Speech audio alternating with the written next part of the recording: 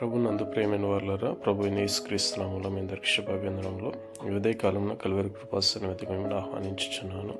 మొదటి సమూయేలు గ్రంథం 4వ అధ్యాయం 11వ వచనంలో చూస్తే, ఇశ్రాయేల్ ఫిలిస్తీన్లతో యుద్ధం చేయడానికి ఎబెనెజర్లో దిగినప్పుడు ఫిలిస్తీన్లు అఫెకులో దిగారు. అయితే యుద్ధ భూములు కలుసుకున్నప్పుడు ఫిలిస్తీన్లు గెలిచి ఇశ్రాయేల్లో ఎక్కువ తక్కువ 4,000 మందిని హతము చేసినట్లుగా చూస్తున్నాం. అయితే పెద్దలందరూ కూడా ఆలోచన చేసి, దేని వలన మనం ఓడిపోయామని అనుకున్నప్పుడు దేవుని మందసము మన ఎదుట లేనందువలనే కదా అని చెప్పి మందసమును దండులోనికి తీసుకుని వచ్చి గొప్ప భూమి ప్రతిధ్వని ఇచ్చినంతగా కేకలు వేయచ్చు సంభ్రమతో దేవుని మందసమును తీసుకుని వచ్చినప్పుడు ఫిలిస్తీన్లందరూ కూడా ఎందుకు ఇలాగ వీరు చేయుచున్నారు, ఎప్పుడూ మనం ఇంత శబ్దము వినలేదని అనుకున్నప్పుడు దేవుని మందసము వారి మధ్యకు వచ్చిందన్నప్పుడు ఫిలిస్తీన్లందరూ కూడా ఒకరినొకరిని ధైర్యపరుచుకుని బలాఢ్యులై యుద్ధం చేయడం చెప్పినప్పుడు అప్పుడు మరలా యుద్ధం భూమిలోకి వెళ్ళినప్పుడు ఈసారి ఇశ్రాయేలులు 30,000 కాల్బలము కూలిపోయినట్లుగా చూస్తున్నాం.